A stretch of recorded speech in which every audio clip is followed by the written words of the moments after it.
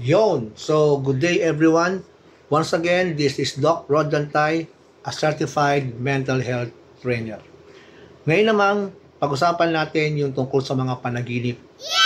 Ikaw ba madalas managinip na kalagitnaan ng gabi, nagigising ka, o kaya kinabukasan, maalala mo yung panaginip mo, no? O kaya naman, hindi mo na naaalala, basta alam mo na nanaginip ka, para kang pagod, umiiyak ka, no? O masaya. Okay?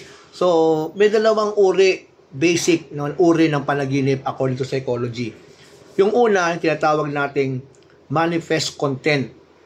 From the word itself, ang sabi kasi ng psychology, particularly sa ating psychoanalytic theory, yung panaginip ay katuparan ng iyong mga kabiguan sa buhay. So, yung mga bagay na nasuppress sa'yo, no? O yung mga bagay na nakadaupang palad mo o tao na nakasalamuha mo bago ka matulog, no? Kaya nga in psychology, sinasabi nga namin pati yung mga aso tsaka pusa, manok, alam namin ng panaginip, no? Ang aso, nanaginip siya ng buto. Yun ang gusto niya, no? Maaring din niya nakain o nakain niya kanina, no? Maaring natupad pa o nadala pa niya sa panaginip. Ganyan. So, manifest content. Nag-manifest lamang yung mga bagay na naranasan mo in reality sa iyong consciousness na pag nanaginip ka, nagkakaroon ka ng subconsciousness na pag ang tao ay talagang siya ay tulog na, nagkakaroon siya ng REM o yung tinatawag na rapid eye movement.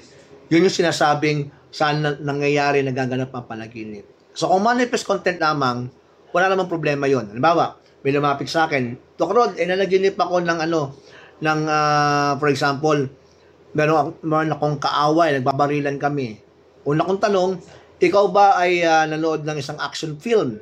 Opo, bago ko natulog, nanood po ko ng isang action film.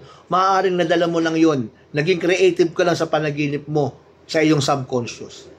Pero itong isa, yung medyo pag-iisipan mo, yung tinatawag natin na latent content.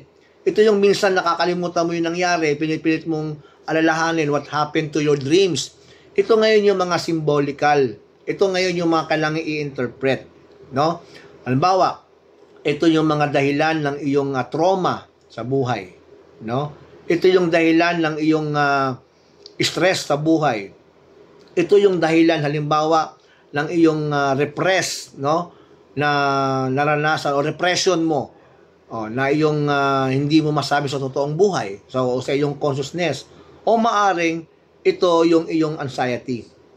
For example, ikakasal yung isang kausap natin, nanaginip siya ng mga higante, no?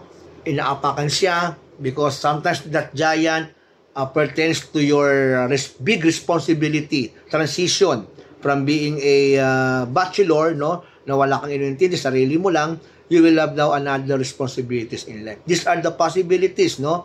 Ano pa, yung mga biktima ng mga karahasan, no? Maaaring doon sa kanyang panaginip, no, siya ay umiiyak, nagkakaroon ng mga parang mga monsters kung ano man, no. So ini-interpret 'yon.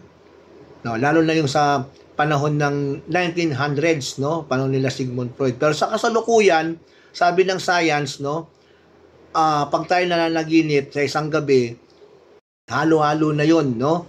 Kaya sa siyensya, yung panaginip sinasabi lang na yan ay bunga ng iyong creative mind. Sabi ko nga sa mga estudyante ko sa philosophy, pag nananaginip, tatlo ngayon ang interpretasyon. Yung unang interpretasyon, kultura. Kapag nakausap mo isang nagweweteng, sabi mo na naginip ka ng ahas, sasabihin sa'yo na nagweweteng, tumaya ka 8:28. Di ba ganon? Kapag naginip ka naman, kaharap ng isang counselor, maaaring pag-usapan nyo yung manifest sa latent content. Pag nasapan mo naman yan, tungkol sa isang spiritual na leader, baka sabihin sa iyo, meron sa iyong mensahe ang Diyos. So, magkakaibang interpretation yan. Pero, no, sa iyo, minsan, pwede mo nang i-interpret yun. Maring ang nag-manifest lang yung isang bagay sa panaginip mo, or meron kang mga bagay na kinakatakutan, no, na anxious ka, para ding warning yun sa iyong sarili. Your subconscious mind warns you on a level ng iyong conscious mind. Na kapag tapos na yung mga kausap mo, wala ng mga tao, sarili mo na lang, doon ka nakakapag-reflect. Okay? So, yun ang mga uri o mga basic na mga kaalaman tungkol sa mga panaginip.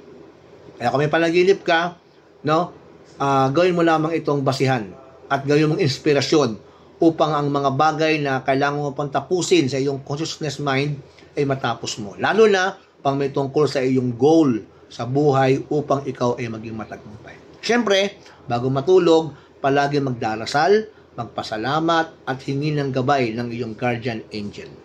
So yun muna. I hope you have learned something today. This is again your certified mental health trainer. Have a nice weekend, everyone. Bye-bye. Thank you very much.